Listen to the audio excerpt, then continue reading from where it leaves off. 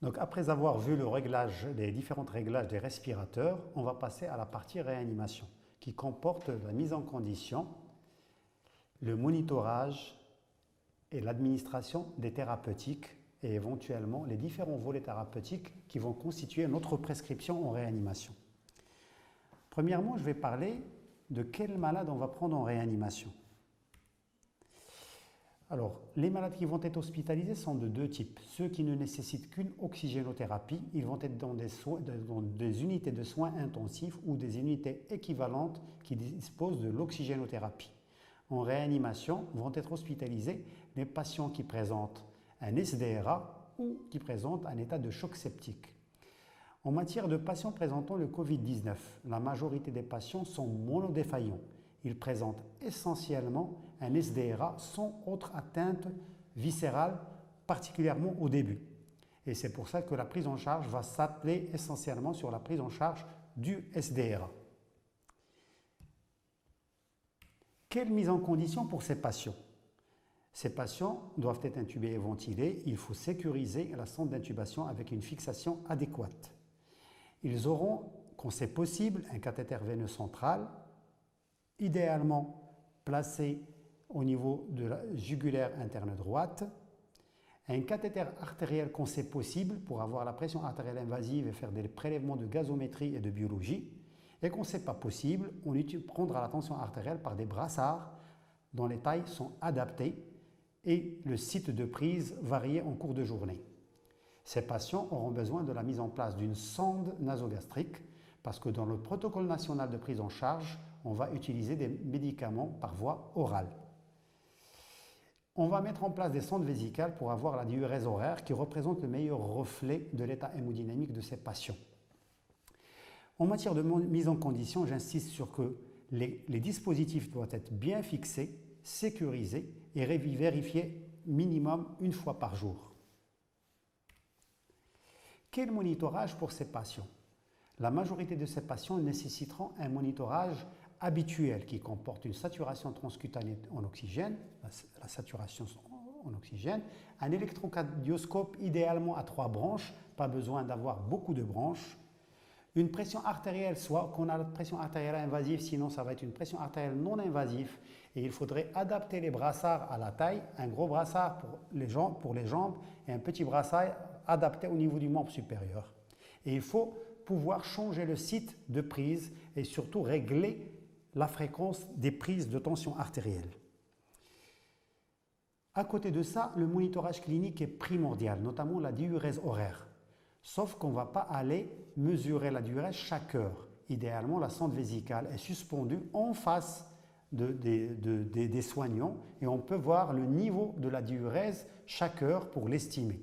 La diurèse est un bon reflet de l'état hémodynamique. D'autres signes cliniques peuvent être utilisés, notamment en matière de perfusion d'organes, notamment les marbrures, la coloration et la chaleur des téguments. La gazométrie est un élément important pour la prise en charge quand on en dispose pour adapter les réglages du respirateur et avoir une idée sur les lactates quand c'est possible. Une échocardiographie dont presque tous les services disposent peut être utilisée pour l'évaluation cardiovasculaire et même ces sondes peuvent être utilisées éventuellement pour une exploration pulmonaire. J'insiste sur les abords veineux. Quand on peut faire un accès central, c'est l'idéal. On va le mettre au niveau du site jugulaire interne droit. Si on n'a pas l'habitude de prendre des cathéters au niveau jugulaire, idéalement, on va le mettre en fémoral. On a des repères anatomiques assez fiables et on peut s'aider par l'échographie quand on en dispose. Quand on met un cathéter central, idéalement, il doit être à 3 voies. La voie proximale sera réservée au sympathomimétique, directement branchée sur la voie proximale. La voie médiane va être utilisée pour la perfusion de base. Ça peut être de l'alimentation parentérale ou bien la perfusion hydroélectrolytique et calorique de base. Sur cette perfusion vont être branchés un certain nombre de robinets ou une rampe où on peut brancher la sédation parce qu'on aura en plus des sympathomimétiques d'une sédation qui peut comporter 2 à 3 seringues. Ça peut être le curare, le morphinique et éventuellement l'hypnotique comme le midazolam. La voie distale va être utilisé pour des perfusions courtes quand c'est nécessaire. Par exemple, une recharge potassique. On va brancher le potassium directement au niveau de la voie distale sur une seringue électrique. Sinon, elle ne va pas être utilisée. Elle sera utilisée essentiellement pour les prélèvements sanguins, pour le bilan. Et le prélèvement doit se faire de façon précautionneuse, sans beaucoup de dépression. Quand on ne peut pas disposer de voies veineuses centrales, deux voies veineuses périphériques peuvent faire l'affaire. Une voie veineuse périphérique va être utilisée pour la sédation en continu et éventuellement pour les sympathomimétiques sans mélange avec l'apport de base. Et une deuxième voie périphérique va être utilisée pour les apports de base et éventuellement les perfusions courtes comme le paracétamol ou les antibiotiques en perfusion. C'est quoi les volets thérapeutiques pour ces patients?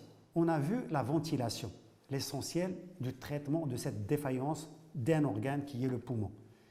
Le patient est intubé ventilé, on a réglé les paramètres, il va falloir assurer une sédation pour que le patient s'adapte à cette ventilation. Le traitement antiviral spécifique est bien précisé par le ministère de la Santé. Il est recommandé dès l'admission des patients et il va être donné par voie orale chez ces patients par la sonde nasogastrique.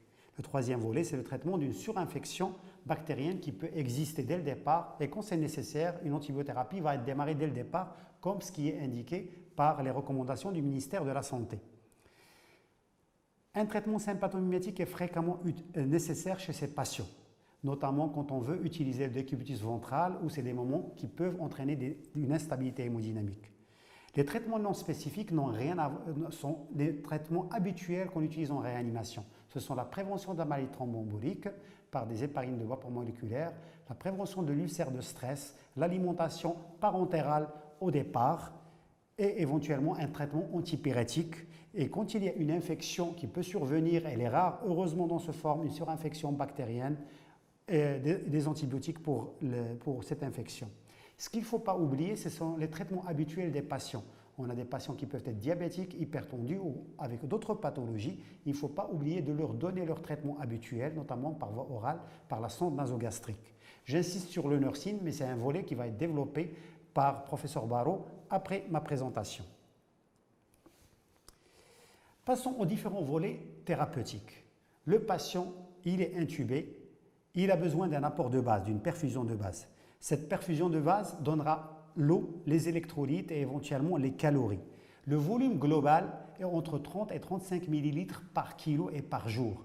Ces patients devraient rester plutôt sur le versant sec. Il faut faire attention à une hyperhydratation qui est néfaste dans ces conditions.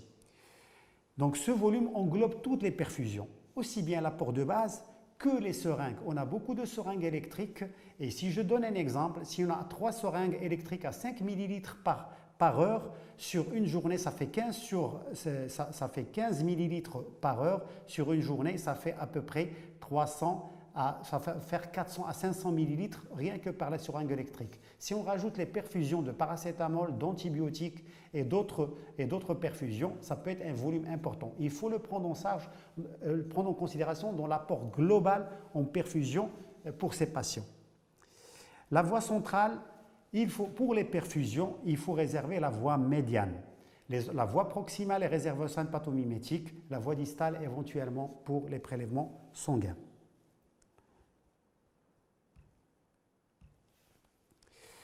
Ces patients doivent être sédatés. La ventilation va être facile grâce à la sédation qui comporte les 3 volets.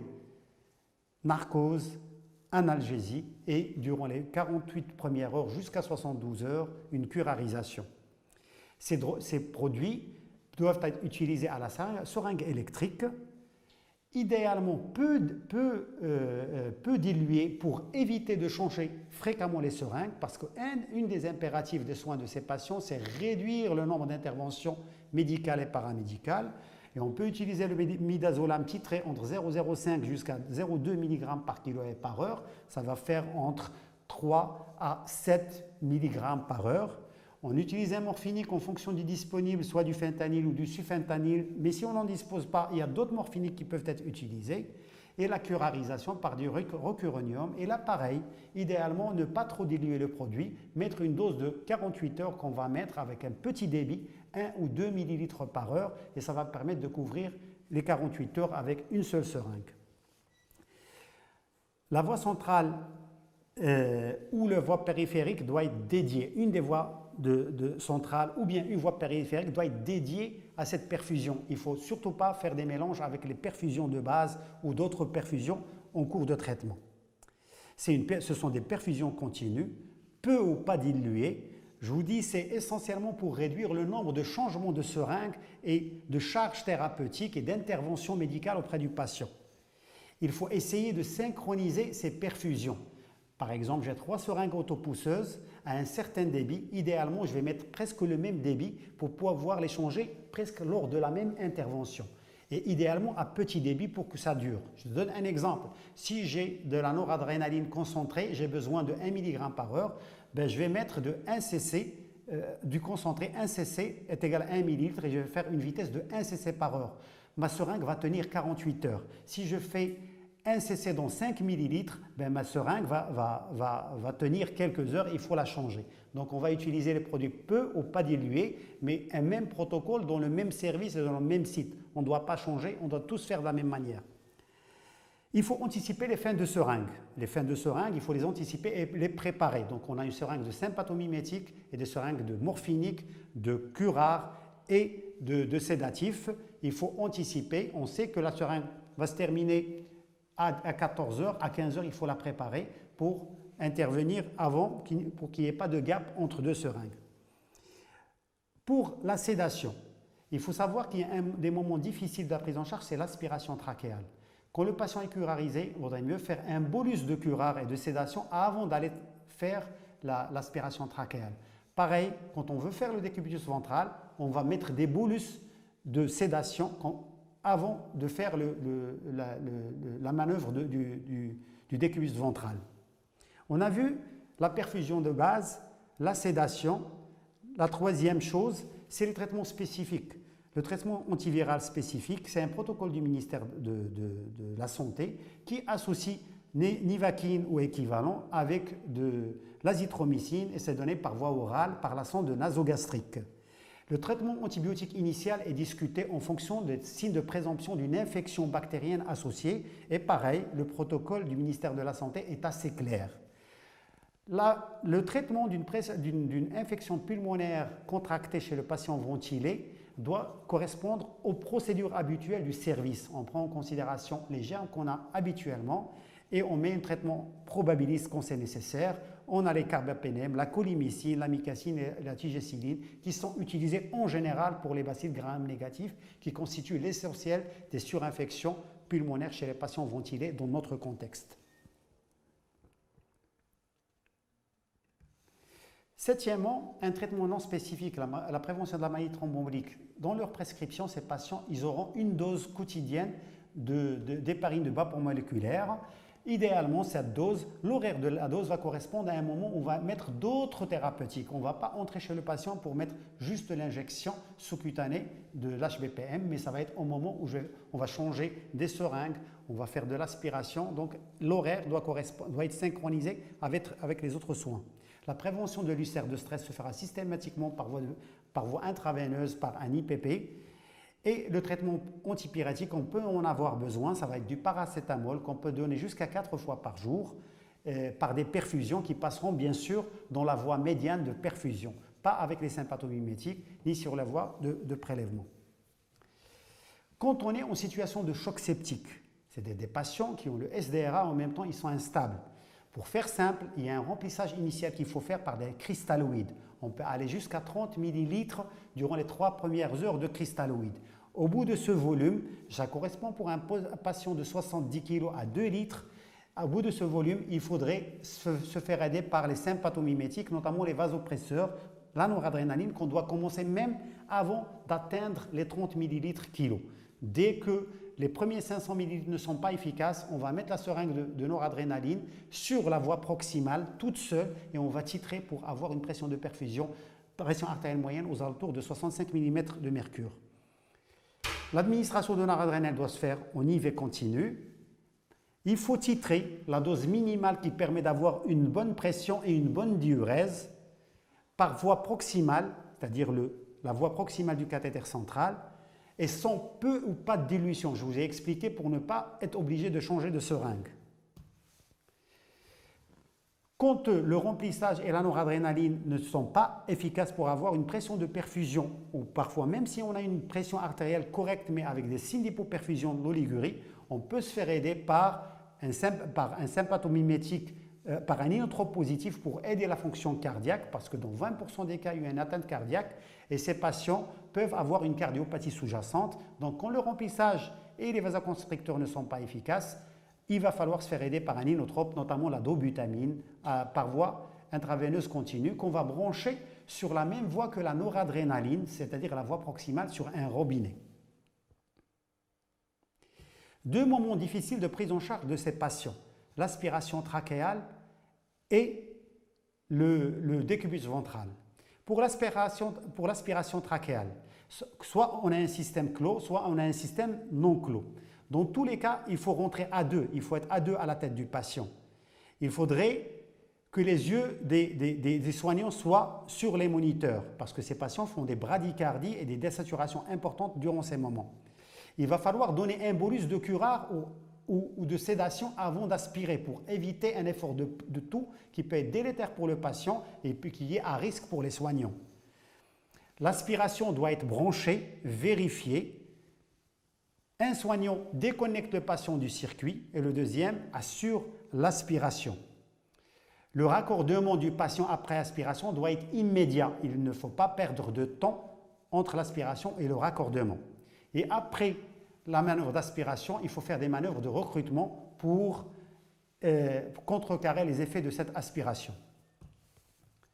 Deuxième élément difficile dans la prise en charge chez les patients, de temps en temps, on est obligé de se faire aider par le décubitus ventral, c'est-à-dire un patient, on va le mettre sur le ventre pour essayer de recruter des espaces non recrutés en décubitus dorsal. Là, il faut être à 4. Il faut un travail synchronisé. Pareil, on va commencer par un bolus de curare ou renforcer la sédation. Le patient doit être endormi au moment de cette manœuvre. Il faut vérifier les longueurs des prolongateurs par rapport aux seringues électriques pour ne pas avoir un débranchement au moment de la manipulation. Il faut sécuriser les cathéters et les sondes avant de faire cette manœuvre. Il faut renforcer le support vasoconstricteur. Quand on va mettre un patient en ventilation, en décubitus ventral, il faut augmenter la dose de noradrénaline, quitte à la doubler durant ce moment et par la suite repasser à la dose initiale. Et il faut procéder en deux temps. On met d'abord le patient en décubitus latéral. Quand tout va bien, on termine par le décubitus ventral.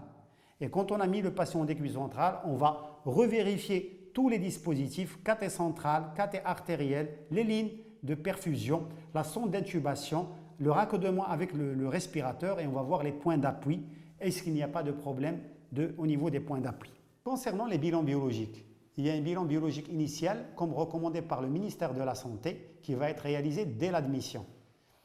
Des bilans quotidiens peuvent être réalisés en fonction de la situation du patient. Ils ne sont pas nécessaires quand le patient est stable. Les gazométries, quand elles peuvent être réalisées, ils vont être réalisées à une fréquence variable en fonction de l'évolution clinique pour l'adaptation du respirateur. Mais il n'est pas nécessaire de faire des bilans systématiques quand ils ne sont pas nécessaires. La radio de poumon. La radio de poumon, elle doit être pratiquée quand il y aura un geste ou une intervention thérapeutique nécessaire. Et à mon sens, on va éventuellement demander une radio de poumon quand on suspecte par exemple un pneumothorax qui nécessitera un drainage.